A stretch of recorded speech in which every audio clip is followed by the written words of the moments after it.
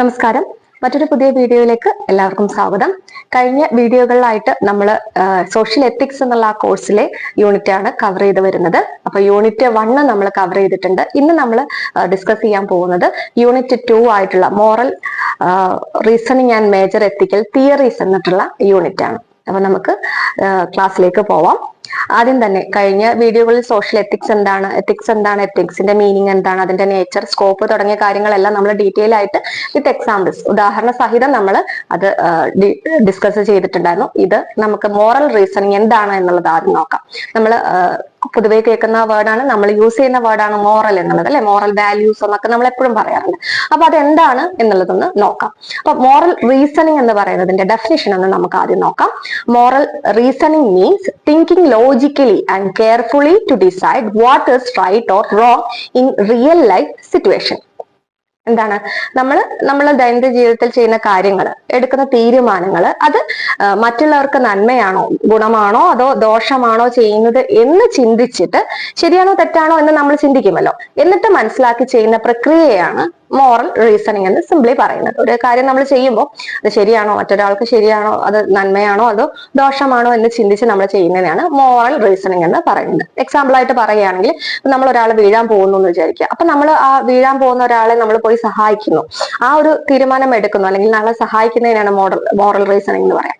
അല്ലെങ്കിൽ രണ്ട് പേര് തമ്മിൽ നമ്മൾ ഒരു ഫൈറ്റ് നടക്കുമ്പോൾ അത് അങ്ങനെ വലിയ കുഴപ്പങ്ങളിലേക്ക് പോകാതെ നമ്മൾ ചെന്ന് ഇടപെട്ട് അത് സോൾവ് ചെയ്യുന്ന വിടുന്നതിനെ നമുക്കൊരു മോറൽ റീസണിങ് എന്നുള്ളത് ഒരു എത്തിക്കൽ ഒരു രീതിയിലുള്ള ഒരു എന്താ പറയാ കാര്യമാണ് എന്നുള്ളത് നമുക്ക് മനസ്സിലായി നമ്മൾ അതിലൊരു വലിയ പരിഹരിച്ചു വിടുന്നതിനെ നമുക്കൊരു മോറൽ റീസണിങ് എന്ന് പറയാം. ഇതൊരു ദോഷം ചെയ്യുന്ന, ഇത് മറ്റുള്ളവർക്ക് ഒരു ദോഷം ചെയ്യുന്നതാണെന്ന് നമ്മൾ മനസ്സിലാക്കി അതിൽ ഫൈറ്റ് ചെയ്യാതെ, കൂടുതൽ ഫൈറ്റിലേക്ക് പോവാതെ നമ്മളത് സോൾവ് ചെയ്ത് വിടുന്നു. അപ്പൊ അതിനെയാണ് നമ്മൾ മോറൽ റീസണിങ് എന്നുള്ളത് പറയുന്നത്. ഇനി നമ്മളുടെ എത്തിക്സ് എന്താണെന്ന് നമ്മൾ കഴിഞ്ഞ ഇതിലൊക്കെ നമ്മൾ സംസാരിച്ചിരുന്നു. അതിൽ തന്നെ ഈ എത്തിക്സിന്റെ പ്രിൻസിപ്പിൾസ് എന്ന് പറയുന്നത്, അതായത് പ്രിൻസിപ്പിൾസ് ഓഫ് എത്തിക്സ് എന്നുള്ളതാണ് ഇനി പഠിക്കാൻ പോകുന്നത്. അപ്പൊ മോറൽ എന്താണെന്നുള്ളത്, മോറൽ റീസണിങ് എന്താണെന്നുള്ളത് നമ്മളിത് മനസ്സിലാക്കി. ഇനി നമ്മൾ പോകുന്നത് എത്തിക്സ്, പ്രിൻസിപ്പിൾസ് ഓഫ് എത്തിക്സ് എന്നുള്ളതാണ്. അതിൽ ആദ്യത്തെ പ്രിൻസിപ്പിൾസ് ബെനിഫിഷ്യൻസ്. അത് നമ്മൾ മറ്റുള്ളവർക്ക് നന്മ ചെയ്യുക എന്നുള്ളതാണ്. അതായത് നമ്മൾ ഒരു acting for the benefit of others, അവരുടെ ഒരു ബെനിഫിറ്റിന്, ക്ഷേമത്തിനും, അല്ലെങ്കിൽ അവരുടെ ഒരു നല്ലൊരു പ്രവൃത്തിക്ക് വേണ്ടി ചെയ്യുന്നതിനെയാണ്, ഭദ്രതയ്ക്ക് വേണ്ടി ചെയ്യുന്ന പ്രവൃത്തിയാണ് നമ്മൾ എന്താ പറയാ, ബെനിഫിറ്റ്സ് എന്നുള്ളത് കൊണ്ട്, ബെനിഫിഷ്യൻസ് എന്നുള്ളത് കൊണ്ട് മീൻ ചെയ്യുന്നത്. മറ്റുള്ളവർക്ക് വേണ്ടി നന്മ ചെയ്യുക, സിമ്പിളി അത് ആലോചിച്ചാൽ മതി. Acting four benefit of others, മറ്റുള്ളവർക്ക് വേണ്ടി നന്മ ചെയ്യുന്നു. അതിന് എക്സാമ്പിൾ എന്താ നമ്മൾ പറയാ, അല്ലെങ്കിൽ നമ്മൾ ഒരു വളരെ വിശന്നിരിക്കുന്ന ഒരാൾക്ക് നമ്മൾ ഭക്ഷണം വാങ്ങി കൊടുക്കുന്നതും, അല്ലെങ്കിൽ ഒരു വയ്യാത്തൊരു സുഹൃത്തിനെ സഹായിക്കുന്നതും ഒക്കെ നമുക്ക് അതിനൊരു എക്സാമ്പിൾ ആയിട്ട് പറയാം. അപ്പൊ അതൊന്നാമത്തെ പ്രിൻസിപ്പിൾ ആണ് ബെനിഫിഷ്യൻസ്, നമുക്ക് മറ്റുള്ളവർക്ക് നന്മ ചെയ്യുന്നു, എത്തിക്സിന്റെ ഒരു പ്രിൻസിപ്പിൾ. രണ്ടാമത്തത് പറയുകയാണെങ്കിൽ നോൺ മാലിഫിഷ്യൻസ് എന്നുള്ളതാണ്. അതിന്റെ മീനിങ് എന്ന് പറയുന്നത് നമ്മളൊരു ഉപദ്രവം ചെയ്യാതിരിക്കുക, ദോഷം ചെയ്യാതിരിക്കുക എന്ന് പറയും. അതായത് അവോയ്ഡിങ് ഹാം ടു അതേഴ്സ്, മറ്റുള്ളവർക്കൊരു ദ്രോഹം ചെയ്യുന്ന രീതിയിൽ, അത് മാനസികമാകട്ടെ ശാരീരികമാകട്ടെ, അത് നമ്മൾ ദോഷം ചെയ്യാതിരിക്കുക എന്നുള്ളത് അതൊരു തത്വമാണ്, നമ്മളൊരു പ്രിൻസിപ്പിളാണ്. അത് നമ്മളുടെ ആ ഒരു എത്തിക്സിന്റെ ഒരു പ്രിൻസിപ്പിൾ ആയിട്ട് വരും. അതായത് നമ്മളൊരു മറ്റുള്ളവരെ പറ്റി റൂമേഴ്സ് പറയാ, ആ കാര്യങ്ങളില്ലേ, അതൊക്കെ നമ്മൾ റൂമേഴ്സ് പറയാതിരിക്കുക. അതുപോലെ നമ്മൾ സേഫ് ആയിട്ട് ഡ്രൈവ് ചെയ്ത് പോവുക, മറ്റുള്ളവർക്ക് ഹാംഫുൾ ആണ്. നമ്മൾ സേഫ് ആയിട്ട് ഡ്രൈവ് ചെയ്ത് പോയാൽ നമുക്ക് മാത്രമല്ല, റോട്ടിൽ മറ്റ് ആൾക്കാരും ഉണ്ട്, അവർക്കും അത്, നമ്മളെ ആക്സിഡന്റ് എന്തെങ്കിലും സംഭവിച്ചു കഴിഞ്ഞാൽ അവർക്കും അതൊരു ദോഷമാണ്. അപ്പൊ അങ്ങനത്തെ രീതിയിൽ ചെയ്യാതിരിക്കുന്നതിനെയാണ് അത് രണ്ടാമത്തെ നമ്മളുടെ ഒരു പ്രിൻസിപ്പിൾ ആയിട്ട് പറയുന്നത്, നോൺ മാലിഫിഷ്യൻസ് എന്ന് പറയുന്നത്, ദോഷം ചെയ്യാതിരിക്കുക. ഓക്കെ. ഇനി മൂന്നാമത്തത് ഓട്ടോണമി. അതായത് നമുക്കൊരു സ്വയം ഒരു ചിന്തിക്കാനുള്ള ഒരു സ്വാതന്ത്ര്യം, അല്ലെങ്കിൽ നമ്മളത് സ്വയം നിർണ്ണയിക്കാനുള്ള ഒരു സ്വാതന്ത്ര്യമുണ്ട്. അതായത് നമ്മളുടെ ഓരോ വ്യക്തിയുടെയും ജീവിതത്തിൽ അവരുടെ സ്വന്തം ജീവിതം തെരഞ്ഞെടുക്കാനുള്ള സ്വാതന്ത്ര്യം, അവർക്ക് ഓരോ തീരുമാനങ്ങൾ എടുക്കാനുള്ള സ്വാതന്ത്ര്യം അല്ലെങ്കിൽ അവകാശം അവർക്ക് നൽകുക. നമ്മൾ മറ്റുള്ളവരുടെ ജീവിതത്തിൽ കൈകടത്താതെ ഇരിക്കുക എന്നുള്ളത്, respecting individual decisions and their choices, മറ്റുള്ളവരുടെ ഡിസിഷൻസും ചോയ്സസും നമ്മൾ അംഗീകരിക്കുക എന്നുള്ളത് ഓട്ടോണമി ആയിട്ട്. അവർക്ക് സ്വയം ചിന്തിക്കാനുള്ള, അവർ സ്വയം നിർണ്ണയിക്കാനുള്ള സ്വാതന്ത്ര്യം ഉണ്ടാവുക. അതാണ് മറ്റൊരു പ്രിൻസിപ്പിൾസ്. അതിന് എക്സാമ്പിൾ നമുക്ക് വേണമെങ്കിൽ പറയാം. ഒരു പേഷ്യന്റിന് ഒരു ഡോക്ടർ പറയാതെ ഒരു പേഷ്യന്റ് പറയണം അവരുടെ ട്രീറ്റ്മെന്റ് എന്താണെന്ന് തീരുമാനിക്കാനുള്ള സ്വാതന്ത്ര്യം അവർക്കുണ്ട്. അതുപോലെ ഒരു സ്റ്റുഡന്റിന് അല്ലെങ്കിൽ ഒരു വ്യക്തിക്ക് അവരുടെ കരിയർ എന്താണെന്ന് തീരുമാനിക്കാനുള്ള സ്വാതന്ത്ര്യം അവർക്കുണ്ട്. അതൊരു എന്താ പറയാ, അതൊരു ഓട്ടോണമി, അതൊരു കരിയർ ഗൈഡ് ചെയ്യാൻ അവർക്ക് തന്നെ പിന്നെ ചൂസ് ചെയ്യാനുള്ള സ്വാതന്ത്ര്യം ഉണ്ട് എന്നുള്ളത് നമുക്ക് മനസ്സിലാക്കാം. അതാണ് ഒരു ഓട്ടോണമി എന്നുള്ള ഒരു പ്രിൻസിപ്പിൾ കൊണ്ട് ഉദ്ദേശിക്കുന്നത്. മറ്റൊന്ന് ജസ്റ്റിസ്, നീതി, സിംപ്ലി നീതി എന്നുള്ളതാണ്. അതായത് എല്ലാവർക്കും ഈക്വൽ ആയിട്ടുള്ള ഒരു പിന്നെ അവകാശവും അവസരവും അതുപോലെയൊക്കെ നൽകുന്നതാണ് ഈ ഒരു തത്വം, ഈ ഒരു പ്രിൻസിപ്പിൾ എന്ന് പറയുന്നത്. എല്ലാവർക്കും ഈക്വൽ ആയിരിക്കണം എല്ലാ കാര്യങ്ങളും. നമ്മൾ ഈക്വൽ ട്രീറ്റ്മെന്റ്, ഈക്വൽ പിന്നെ ഓപ്പർച്യൂണിറ്റീസ് ഒക്കെ കൊടുക്കുക എന്നുള്ളതാണ് ജസ്റ്റിസ് എന്നുള്ള ആ ഒരു പ്രിൻസിപ്പിൾസ് കൊണ്ട് ഉദ്ദേശിക്കുന്നത്. നമ്മൾ ഡിസേർവിംഗ് ആയിട്ടുള്ള എല്ലാവർക്കും സ്കോളർഷിപ്പ് കൊടുക്കുന്നതും അതുപോലെ തന്നെ നമ്മുടെ ജോലിക്ക് കാൻഡിഡേറ്റ്സിനെ സെലക്ട് ചെയ്യുന്നതൊക്കെ അത് ഒരു അതിന്റെ രീതിയിൽ തന്നെ പോവുക എന്നുള്ളതൊക്കെ അതിന്റെ ഒരു എക്സാമ്പിൾ ആയിട്ട് നമുക്ക് എടുക്കാം. അപ്പൊ അതൊന്നാണ് ജസ്റ്റിസ് എന്നുള്ളത് കൊണ്ട് ഉദ്ദേശിക്കുന്നത്. അപ്പൊ ഇത്രയുമാണ് നമ്മളുടെ പ്രിൻസിപ്പിൾസ് ഓഫ് എത്തിക്സ് എന്ന് വരുന്നത്. ഒന്നുകൂടി ഞാനൊന്ന് പറയാം അതിന്റെ ഏതൊക്കെയാണെന്നുള്ളത്. ബെനിഫിഷ്യൻസ്, മറ്റുള്ളവർക്ക് നമ്മൾ എന്താ പറയാ നന്മ ചെയ്യുക, മറ്റുള്ളവർക്കും കൂടി അവരുടെ ക്ഷേമത്തിനും ഭദ്രതയ്ക്കും വേണ്ടി കൂടി പ്രവർത്തിക്കുക. നോൺ മാലിഫിഷ്യൻസ്, അതായത് ദോഷം ചെയ്യാതിരിക്കുക, മറ്റുള്ളവർക്ക് നമ്മൾ ശാരീരികമായിട്ടോ മാനസികമായിട്ടോ ഒന്നും ദോഷം ചെയ്യാതിരിക്കാൻ ശ്രദ്ധിക്കുക, അതൊരു തത്വമാണ്. മറ്റുള്ളത് ഓട്ടോണമി, നമുക്ക് തന്നെ സ്വയം ഒരു വ്യക്തിക്ക് അവരുടെ കാര്യങ്ങളും തീരുമാനങ്ങളും ഒക്കെ എടുക്കാനുള്ള സ്വാതന്ത്ര്യം കൊടുക്കുക എന്നുള്ളത്. മറ്റൊന്ന് ജസ്റ്റിസ്, എല്ലാ കാര്യങ്ങളും എല്ലാ അവകാശങ്ങളും എല്ലാ കാര്യങ്ങളും തുല്യമായിട്ട്, എല്ലാ ഓപ്പർച്യൂണിറ്റീസും അവകാശവും അവസരവും ഒക്കെ തുല്യമായി കൊടുക്കുക എന്നുള്ളതാണ് മറ്റൊരു തത്വം. അപ്പൊ ഇത്രയുമാണ് നമ്മളുടെ പ്രിൻസിപ്പിൾസ് ഓഫ് എത്തിക്സ് എന്നുള്ള ടോപ്പിക്കിൽ വരുന്നത്. ഇനി മറ്റൊരു ടോപ്പിക്കാണ് മേജർ എത്തിക്കൽ തിയറീസ്, എത്തിക്കൽ സിദ്ധാന്തങ്ങൾ. പ്രധാന എത്തിക്കൽ സിദ്ധാന്തങ്ങൾ ഏതൊക്കെയാണെന്ന് നോക്കാം. യൂട്ടിലൈറ്റേറിയനിസം എന്ന് പറയുന്നത്, അതായത് ഉപയോഗിക്കാവുന്നത് എന്നുള്ള, ഉപയോഗിക്കാതെ വാദം എന്നൊക്കെ ഉള്ളത് നമുക്ക് പറയാൻ വേണമെങ്കിൽ അതിന്റെ കോൺസെപ്റ്റ് എന്ന് പറഞ്ഞാൽ നമ്മൾ റൈറ്റ് ആക്ഷൻ എടുക്കുക, ശരിയായിട്ടുള്ള ഒരു നമ്മളൊരു എന്താ പറയാ കൂടുതൽ ആൾക്കാർക്ക് ഏറ്റവും ഗുണമായിട്ട് കിട്ടുന്ന ഒരു ഗുണം ലഭിക്കുന്ന പ്രവർത്തനത്തെയാണ് നമ്മളത് പറയുന്നത് റൈറ്റ് എന്ന് പറയുന്നത്. ഒരു എല്ലാ ആൾക്കാർക്കും എന്താ പറയാ കുറെ ആൾക്കാർക്ക് ആ ഒരു നല്ല കാര്യം, നല്ല ഗുണം ചെയ്യുന്ന ഒരു പ്രവർത്തനത്തെയാണ് റൈറ്റ് ആയിട്ടുള്ള ഒരു കാര്യം എന്ന് പറയുന്നത്, അല്ലെ? അതായത് റൈറ്റ് ആക്ഷൻ എന്നുള്ളത് നമ്മൾ പറയുന്നത് ഒരു മാക്സിമം ആൾക്കാർക്ക് മാക്സിമം ആ ഒരു അതിൽ ഉള്ള ഒരു ഗുണം കിട്ടണം എന്ന് ചെയ്യുന്നതിനെയാണ് നമ്മൾ റൈറ്റ് ആക്ഷൻ എന്ന് പറയുന്നത്. അപ്പൊ അതാണ് നമുക്ക് ഈ ഒരു യൂട്ടിലൈസേഷൻ എന്നുള്ളത് കൊണ്ട് വരുന്നത്. അതായത് ഇപ്പൊ നമുക്ക് എക്സാമ്പിൾ ആയിട്ട് പറയുകയാണെങ്കിൽ നമ്മുടെ കൂടുതൽ സൊസൈറ്റിയിൽ നമ്മളൊരു പിന്നെ ഒരു വാക്സിനേഷൻ കൊടുക്കുക എന്നുള്ളത് ഇപ്പൊ നമ്മൾ കൊറോണ സമയത്തൊക്കെ നമ്മൾ കണ്ടതാണ്. ഗവൺമെന്റ് അവരുടെ സൈഡിൽ നിന്ന് കൂടുതൽ അവരുടെ ജനങ്ങളുടെ സംരക്ഷണത്തിന് വേണ്ടി വാക്സിൻ ഒക്കെ കൊടുക്കുന്നത് നമ്മൾ കണ്ടിട്ടുണ്ട്. അപ്പൊ അത് നമുക്ക് ഈ ഒരു എക്സാമ്പിൾ ആയിട്ട് നമുക്ക് വേണമെങ്കിൽ പറയാം. അത് മൊത്തം ഒരു സൊസൈറ്റിക്ക് കിട്ടുകയാണ്, കൂടുതൽ ആൾക്കാർക്ക് ആ ഒരു കാര്യം കൊണ്ട് ഗുണം ലഭിക്കുന്നു എന്നുള്ളത് നമുക്ക് മനസ്സിലാക്കാം. അപ്പൊ അതിനൊരു ഉദാഹരണമാണത്. ഉപയോഗിതാവാദം എന്നാണ് കേട്ടോ ആ ഒരു പിന്നെ എത്തിക്കൽ തിയറിയെ പറയുന്നത്. അപ്പം അതാണ് ഒന്നാമത്തെ തിയറി. രണ്ടാമത്തത് ഡിയോണോട്ടോളജി, അതായത് ഡ്യൂട്ടി ബേസ്ഡ് എത്തിക്സ് എന്ന് പറയാം, ധർമ്മശാസ്ത്രം എന്നൊക്കെ നമ്മൾ സിംപിളി പറയാം. അതായത് നമ്മൾ ഒരു തിരിച്ചൊന്നും കിട്ടാതെ ഒരു പ്രവൃത്തി ചെയ്യുമ്പോൾ അതിൽ തിരിച്ചൊന്നും പ്രതീക്ഷിക്കാതെ നമ്മൾ ചെയ്യുന്ന ഒരു ഡ്യൂട്ടി, മോറൽ ഡ്യൂട്ടി എന്ന് പറയാം, അല്ലെങ്കിൽ എന്തെങ്കിലും ഒരു റൂള് നമ്മൾ ഫോളോ ചെയ്യുന്നു എന്നുള്ളത് എത്തിക്ക് ആണോ എന്ന് തീരുമാനിക്കുന്നതാണ്. അതായത് ഇപ്പൊ നമ്മള് നമുക്കൊന്നും കിട്ടുന്നില്ല, ഒരു ആക്ഷൻ എന്ന് പറയുന്നത് നമ്മളുടെ ഒരു റിസൾട്ട് ഒന്നും പ്രതീക്ഷിക്കില്ല, പക്ഷെ നമ്മൾ എന്താണ് മോറൽ ഡ്യൂട്ടീസും റൂൾസും ഒക്കെ ഫോളോ ചെയ്യുന്നു എന്നുള്ളതാണ്. ഒന്നും പ്രതീക്ഷിക്കാതെ നമ്മൾ ഈ കാര്യങ്ങൾ ചെയ്യുന്ന റൈറ്റ് ആക്ഷനെയാണ് പിന്നെ എന്താ പറയുക ഡ്യൂട്ടി ബേസ്ഡ് എത്തിക്സ് എന്ന് പറയുന്നത്. ഇപ്പം നമ്മൾ പറയണം നമ്മൾ സത്യസന്ധമായ സത്യം മാത്രമേ പറയൂ എന്നുള്ളത് അത് നമ്മുടെ കടമയാണ്. നമ്മൾ എന്തെങ്കിലും പ്രതീക്ഷിച്ചിട്ടാണോ? അല്ല, അതൊരു നമ്മൾ ചെയ്യുന്ന ആ ഒരു റൈറ്റ് ആക്ഷൻ ഡിപ്പെൻഡ് ചെയ്യുന്നത്, നമ്മൾ ഫോളോ ചെയ്യുന്നത് നമ്മുടെ മോറലായിട്ടുള്ള ഒരു പിന്നെ ഡ്യൂട്ടിയും റൂളും ഒക്കെയാണ്. അതൊരു റിസൾട്ട് ബേസ് ചെയ്തിട്ടില്ല. അതുപോലെ തന്നെ വേറെ എക്സാമ്പിൾ പറയാൻ, നമ്മൾ എന്തൊക്കെ ചെയ്താലും റിസൾട്ട് എന്തായാലും നമ്മൾ അതിലൊന്നും ഒരു പിന്നെ എക്സാമിന് നമ്മൾ ചീറ്റ് ചെയ്യില്ല. അത് റിസൾട്ട് എന്തോ ആവട്ടെ, പക്ഷെ നമ്മൾ പിന്നെ എക്സാമിന് ഒരിക്കലും ചീറ്റ് ചെയ്യുന്നുള്ളത് ഇല്ല എന്നുള്ളത് അതൊരു എന്താ പറയാ ഒന്നും പ്രതീക്ഷിക്കാതെ നമ്മൾ ചെയ്യുന്ന മറ്റൊരു പ്രവൃത്തിയാണ്. അപ്പൊ അത് രണ്ടും ഒരു എക്സാമ്പിൾ ആയിട്ട് നമുക്ക് പറയാം.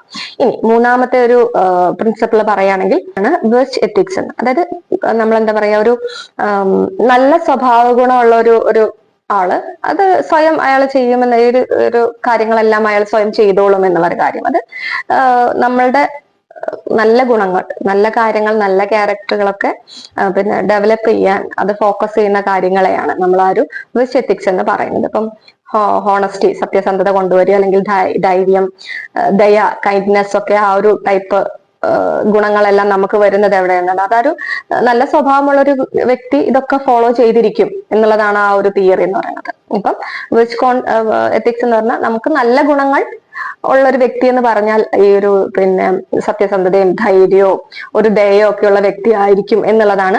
ആ ഒരു അങ്ങനെയുള്ള പ്രവർത്തികൾ മാത്രമേ അയാൾ ചെയ്യൂ എന്നുള്ളതാണ് ഈ തിയറി പറയുന്നത്, ഈ ഒരു സിദ്ധാന്തം. അതുകൊണ്ടാണ് മൂന്നാമത്തെ സിദ്ധാന്തം അങ്ങനെ പറയുന്നത്.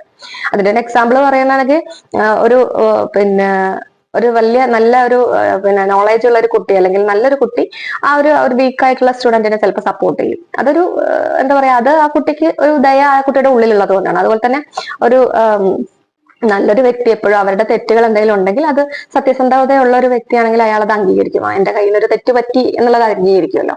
അത് അയാളുടെ ഒരു സ്വഭാവ ഗുണം കൊണ്ട് അയാൾ അംഗീകരിക്കുന്നതാണ് അത്. അപ്പം ആ ഒരു സ്വയം പ്രവൃത്തി ചെയ്യുമെന്ന ഒരു വ്യക്തി സ്വയം അദ്ദേഹത്തിന്റെ നല്ല പ്രവർത്തികൾ ബേസ് ചെയ്തിട്ടിരിക്കും എന്നുള്ളത് പറയുന്നത്. സിമ്പിളി അതൊരു കാര്യമാണ്.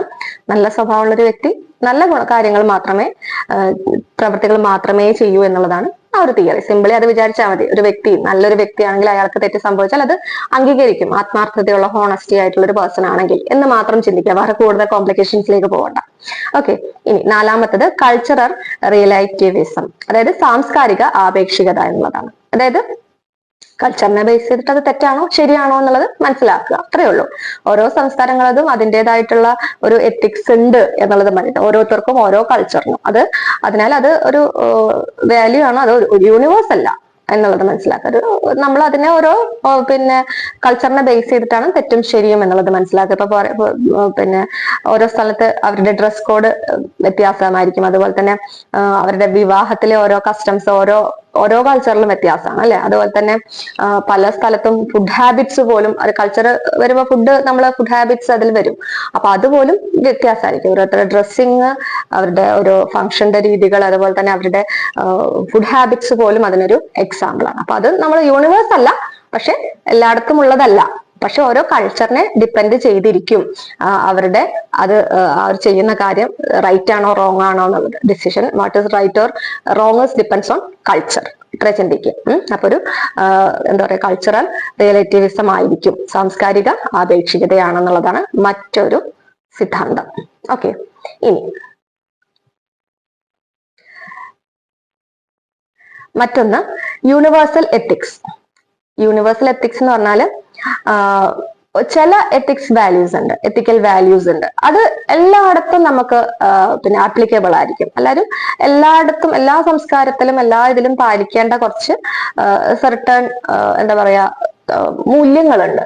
ഇപ്പൊ ഫോർ എക്സാമ്പിൾ പറയാന് ഒരു ഫ്രീഡം, റൈറ്റ് ടു ഒരു ജീവിക്കാനുള്ള ഒരു സ്വാതന്ത്ര്യം, അതുപോലെ തന്നെ അങ്ങനെയുള്ള കാര്യങ്ങളൊക്കെ എല്ലായിടത്തും ഒരുപോലെ ആയിരിക്കും. അതൊരിക്കലും മാറില്ല. നമ്മൾ നേരത്തെ പറഞ്ഞു കൾച്ചർ ബേസ് ചെയ്തിട്ടാണ്. പക്ഷെ ഇവിടെ എന്ന് പറയുമ്പോൾ അത് യൂണിവേഴ്സ് അല്ല നമ്മൾ പറഞ്ഞു.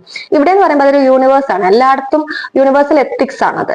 ഒരാൾക്ക് ജീവിക്കാനുള്ള സ്വാതന്ത്ര്യം, ഒരാൾക്ക് പിന്നെ ഹ്യൂമൻ ഡിഗ്നിറ്റി കിട്ടുന്നത്, അതുപോലെ തന്നെ ഫ്രീഡം, ഇതൊക്കെ എല്ലായിടത്തും യൂണിവേഴ്സ് ആണ്. എല്ലായിടത്തും ഒരിക്കലും മാറാത്തൊരു കാര്യമാണ്. അത് കൾച്ചർ ആണെങ്കിലും എവിടെയാണെങ്കിലും യൂണിവേഴ്സൽ ആയതുകൊണ്ട് തന്നെ എല്ലായിടത്തും ഇത് ഒരുപോലെ ആയിരിക്കും, മാറില്ല. അത് സിമ്പിളായിട്ട് ചിന്തിക്കുക.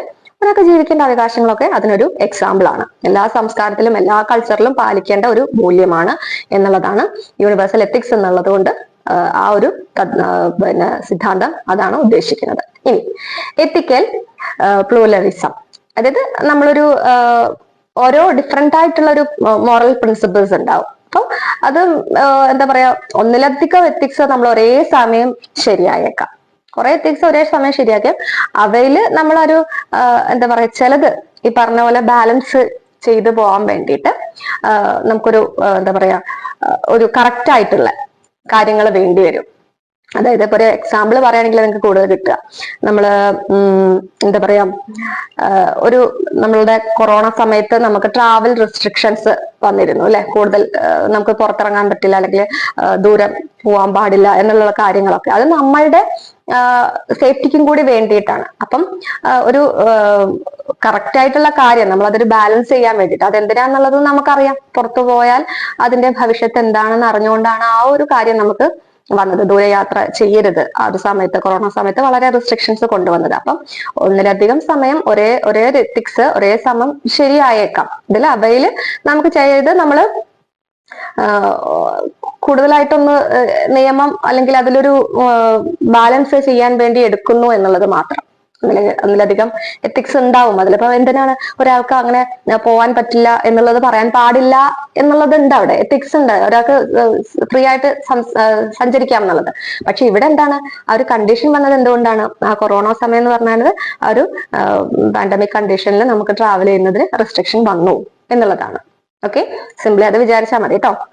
അതായത് different moral principles can be correct and may need balancing. ചിലത് വ്യത്യസ്തം ശരിയായേക്കാം, പക്ഷെ അത് നമ്മൾ മേ ബി ഒരു ബാലൻസിങ് ആവശ്യം വരും എന്നുള്ളതാണ് സിംപ്ലി അതിന്റെ എത്തിക്കൽ പ്ലൂറലിസം എന്നുള്ളത് കൊണ്ട് ഉദ്ദേശിക്കുന്നത്. നമ്മൾ ജസ്റ്റിസും സേഫ്റ്റിയും ഒക്കെ ഇൻക്രീസ് ചെയ്യുന്നു. നമ്മുടെ സേഫ്റ്റി പ്രധാനപ്പെട്ടതാണല്ലോ, അതുകൊണ്ടാണ് അന്നൊരു ഡിസിഷൻ എടുക്കുന്നത് എന്നുള്ളത് മനസ്സിലാക്കുക. അപ്പൊ ഇത്രയുമായിരുന്നു അതിൽ നമ്മൾ പിന്നെ എത്തിക്സിന്റെ മേജർ തിയറീസ് എന്ന് പറയുന്നത്.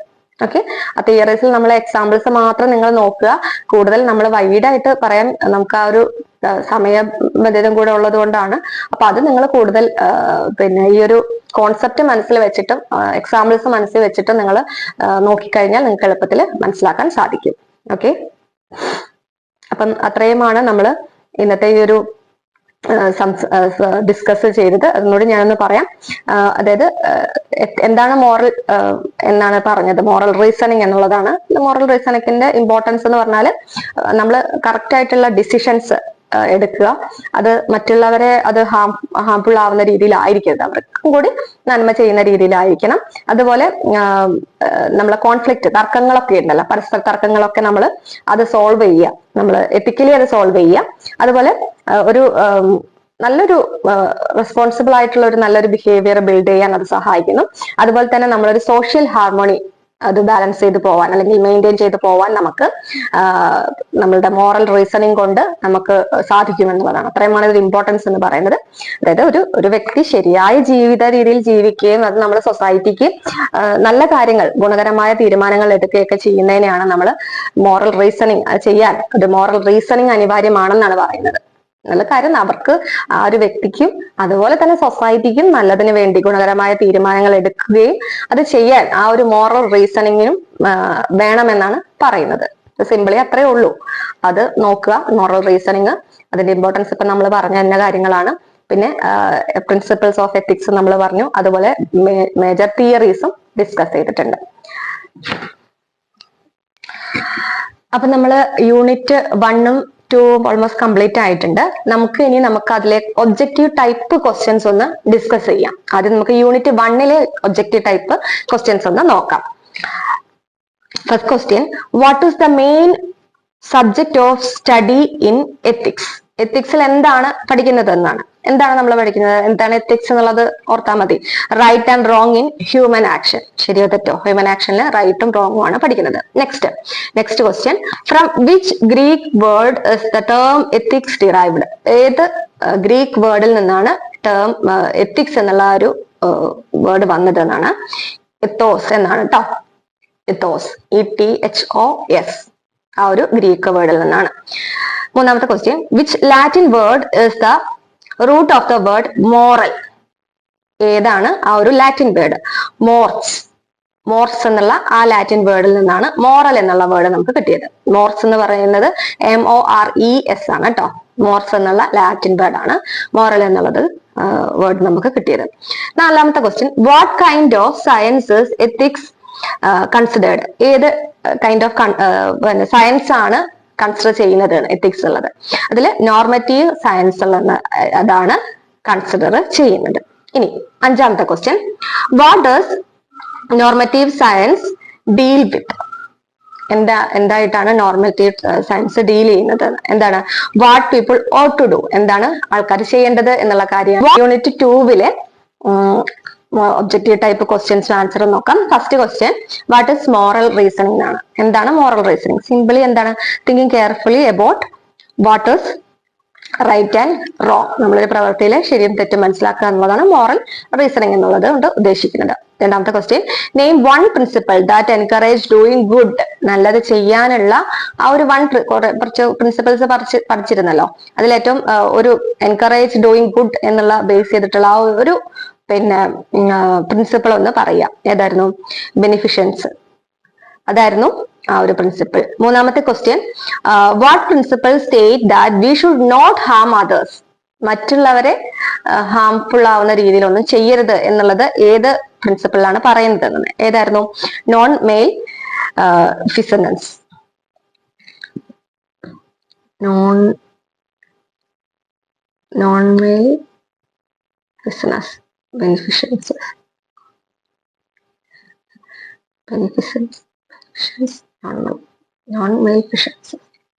ഓക്കെ, മൂന്നാമത്തെ ക്വസ്റ്റ്യൻ ആണ്, what principal state that we should not harm others. മറ്റുള്ളവരെ ഹാംഫുൾ ആവുന്ന രീതിയിലൊന്നും ചെയ്യരുത് എന്ന് പറയുന്ന പ്രിൻസിപ്പൾ ഏതായിരുന്നു എന്നാണ്? നോൺ മെയിൽ ഫിഷനൻസസ് ആണ്. ഇനി നാലാമത്തെ question, which principle defence personal choice. ഏത് പ്രിൻസിപ്പിൾ ആണ് പേഴ്സണൽ ചോയ്സിനെ ഡിഫെൻഡ് ചെയ്യുന്ന രീതിയിലുള്ളത് എന്നാണ്? അതിന്റെ ആൻസർ എന്താണ്? ഓട്ടോണമി എന്നുള്ളത്. നമുക്ക് തന്നെ ചെയ്യാനും തീരുമാനിക്കാനുമുള്ള അവകാശം ഉണ്ടെന്ന് പറഞ്ഞല്ലോ, അതാണ് ഓട്ടോണമി എന്നുള്ള ആ ഒരു പ്രിൻസിപ്പിൾ. ഇനി അഞ്ചാമത്തത്, what does the principle of justice focus on. എന്താണ് ഏത് പ്രിൻസിപ്പിൾ ജസ്റ്റിസ് ഫോക്കസ് ഓൺ ചെയ്യുന്ന പ്രിൻസിപ്പിൾ എന്തായിരുന്നു എന്ന്? Fairness and equal treatment. എല്ലാവർക്കും ഈക്വൽ ആയിട്ടുള്ള ഒരു ട്രീറ്റ്മെന്റ് ഉണ്ടാവണം എന്നുള്ളതാണ്. ഇനി which ethical theory is based on outcomes and happiness. ഏത് തിയറിയാണ് ഔട്ട്കം ഹാപ്പിനെസ് പ്രതീക്ഷിച്ചുകൊണ്ട് ചെയ്യുന്നത് എന്നുള്ള ഒരു ബേസ് ചെയ്യുന്ന തിയറി ഏതാണെന്ന്? ഏതായിരുന്നു? യൂട്ടിലൈറ്റേറിയനിസം എന്നുള്ളതാണ്. ഇനി മറ്റൊരു question, who's a key in thinker behind utilitarianism. അതിന്റെ ആ ഒരു തിയറിക്ക് പിന്നിലുള്ള ഒരു തിങ്കറെയാണ് പറയുന്നത്. അദ്ദേഹത്തിന്റെ പേര് ജെർമി ബെന്താം എന്നാണ്, ഓർ ജോൺ സ്റ്റുവർട്ട് മിൽ എന്നും അദ്ദേഹത്തിന്റെ പേരുണ്ട്. അപ്പം ജെർമി ബെന്താം. ഇനി എട്ടാമത്തെ question, what ethical theory is based on duties and rules. നമ്മുടെ ഡ്യൂട്ടീസിനെയും റൂൾസിനെയും പറയുന്ന ആ ഒരു എത്തിക്കൽ തിയറി ഏതാണെന്നാണ് കേട്ടോ? ഡിയോട്ടോണോളജി നമ്മൾ പറഞ്ഞിട്ടുണ്ടായിരുന്നല്ലോ, അതാണ്. ഇനി ഒന്നാമത്തെ question, who developed the idea of categorical imperative. അതാരാണ്? Immanuel Kant. നമ്മൾ നേരത്തെ പഠിച്ചിട്ട് കഴിഞ്ഞ യൂണിറ്റിലും ഒരു ക്വസ്റ്റ്യൻ പറഞ്ഞിട്ടുണ്ട് കേട്ടോ. ഇനി പത്താമത്തെ question, what does which ethics emphasise. എന്താണ് അത് എംഫസൈസ് ചെയ്യുന്നത്? Good character and moral habits എന്നുള്ളതാണ് ഫോക്കസ് ചെയ്യുന്നത്, എംഫസൈസ് ചെയ്യുന്നത് കേട്ടോ. ഇനി which thinker is most associated with which ethics. ഏത് തിങ്കർ ആയിരുന്നു? അദ്ദേഹത്തിന്റെ പേര് അരിസ്റ്റോട്ടിലാണ് അത്. ഇനി മറ്റു question, what is cultural relativism. What is cultural relativism. ഇതിന്റെ ആൻസർ എന്താണ്? The idea that morality depends on cultural benefits. Cultural benefitsനെ ബേസ് ചെയ്തിട്ടാണ് മൊറാലിറ്റി ഡിപ്പെൻഡ് ചെയ്തിട്ടാണ് എന്നുള്ളതാണ് ആ ഒരു എന്താണ് കൾച്ചറൽ റിലേറ്റീവ്സ് എന്നുള്ളത് കൊണ്ട് അർത്ഥമാക്കുന്നത്. മറ്റു question, what does universal ethics support. എന്താണ് യൂണിവേഴ്സൽ എത്തിക്സ് സപ്പോർട്ട് ചെയ്യുന്നത്? എന്തിനെയാണെന്നാണ്? നമ്മളുടെ moral values apply to all human. എല്ലാ ഹ്യൂമൻസിനും അപ്ലൈ ചെയ്യാവുന്ന ആ ഒരു മോറൽ വാല്യൂസിനെയാണ് അത് സപ്പോർട്ട് ചെയ്യുന്നത്, യൂണിവേഴ്സൽ എത്തിക്സ് സപ്പോർട്ട് ചെയ്യുന്നത്. ഇനി വാട്ട് ഈസ് എത്തിക്കൽ പ്ലൂറലിസം. എന്താണ് എത്തിക്കൽ പ്ലൂറലിസം കൊണ്ട് ഉദ്ദേശിക്കുന്നത്? The benefit that more than one moral value can be valid. Pluralism എന്നുള്ളത് കൊണ്ട് തന്നെ അറിയാമല്ലോ, ഒരിതല്ല, believe that more than one moral values can be valid. ഒരെണ്ണം മാത്രമല്ല, ഒരു മോറൽ വാല്യൂ മാത്രമല്ല, കുറെ അധികം മോറൽ വാല്യൂസ് അവിടെ ഉണ്ടാവും എന്നുള്ളതാണ് ഉദ്ദേശിക്കുന്നത്. അതാണ് പ്ലൂറലിസം എന്നുള്ളത് കൊണ്ട് ഉദ്ദേശിക്കുന്നത്. അപ്പൊ നമ്മൾ യൂണിറ്റ് 1ലെയും 2ലെയും കൂടെ ഉള്ള ആ ഒരു ഒബ്ജക്റ്റീവ് ടൈപ്പ് കൂടി നമ്മൾ ക്വസ്റ്റ്യൻസും കൂടി നമ്മളിവിടെ ഡിസ്കസ് ചെയ്തിട്ടുണ്ട്.